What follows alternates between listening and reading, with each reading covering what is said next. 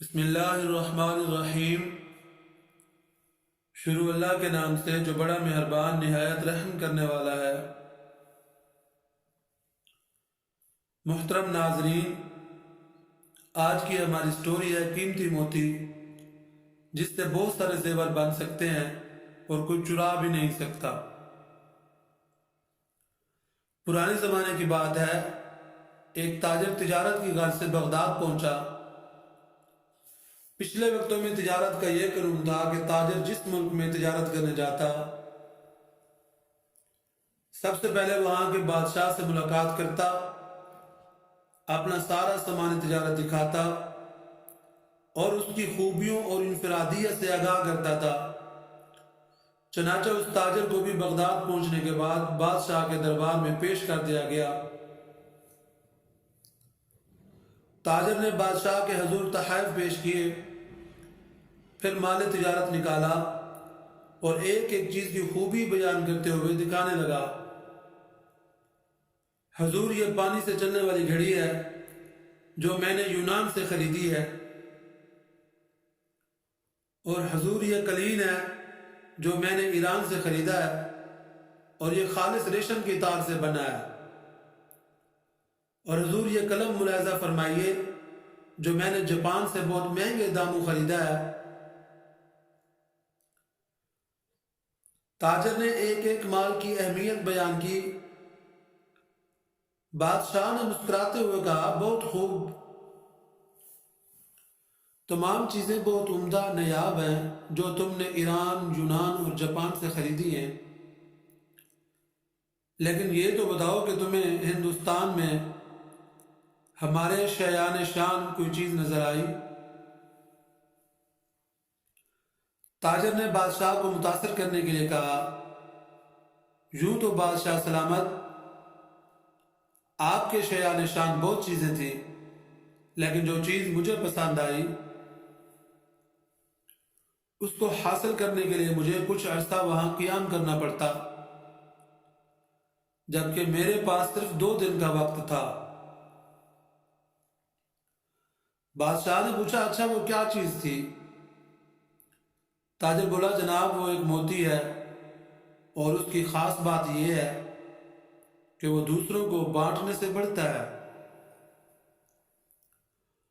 اور اس کو کوئی چرا بھی نہیں سکتا، اور اس موتی سے بہت سارے زیور بھی بنا کر پہنے جا سکتے ہیں۔ بادشاہ بہت متاثر ہوا اور کہنے لگا، میں اسے حاصل کرنا چاہتا ہوں۔ اس نے فوراً اپنے خاص وزیر کو مع سامان اور سواری اور اسی ہدایت کے ساتھ رخصت کیا کہ اب وہ موتی لے کر ہی لوٹے۔ وزیر اپنے مقصد کے لیے نکل پڑا۔ جنگلوں، سمندروں، پہاڑوں اور صحراؤں، غرض یہ کہ ہر جگہ کی خاک چھان ماری، وادی وادی گھوما، ہر شخص سے اس نادر اور نایاب موتی کا پوچھا، مگر سب نے یہی کہا کہ ایسا کوئی موتی نہیں ہے جو چوری نہ ہو سکے اور اس سے بہت سارے زیور بھی بن جائیں۔ لوگ اس کی بات سن کر ہنستے اور کہتے، مسافر پاگل ہو گیا ہے۔ یوں ہی مہینوں بیت گئے، نا امیدی کے سائے گہرے ہونے لگے، لیکن بادشاہ کے سامنے ناکام لوٹنے کا خوف اس کو چین نہیں لینے دے رہا تھا۔ وزیر نے ہر ممکن کوشش کر لی کہ ایسا موتی مل جائے، لیکن یہ نہ ملا۔ سو اس نے واپسی کا ارادہ کر لیا۔ وزیر اپنی ناکامی پر زاروں قطار روتا ہوا جنگل سے گزر رہا تھا۔ رات کافی ہو چکی تھی اور وزیر بہت تھک بھی گیا تھا۔ ایک درخت کے پاس آرام کے ارادے سے لیٹا ہی تھا کہ اسی لمحے ایک روشنی اپنی جانب بڑھتی ہوئی نظر آئی۔ پہلے تو وزیر ڈر گیا، مگر پھر ایک آواز نے اس کو حوصلہ دیا، ارے نوجوان ڈرو مت، میں اچھی پری ہوں، بتا تیرے ساتھ کیا مسئلہ ہے؟ تو مدتوں کا تھکا ہوا مسافر معلوم ہوتا ہے، بتا میں تیری کیا مدد کروں؟ وزیر نے اپنی داستان کہہ سنائی کہ اسے جس موتی کی تلاش تھی وہ کہیں نہیں ملا۔ اب اچھی پری وزیر کے سامنے آ چکی تھی اور وہ وزیر کی بات سن کر بے ساختہ ہنسنے لگی۔ پھر بولی، افسوس کہ تو نے عقل سے کام نہ لیا اور محض ایک موتی کی تلاش میں مہینوں مارا پھرتا رہا۔ وزیر بولا، اچھی پری میں تمہارا مطلب نہیں سمجھا۔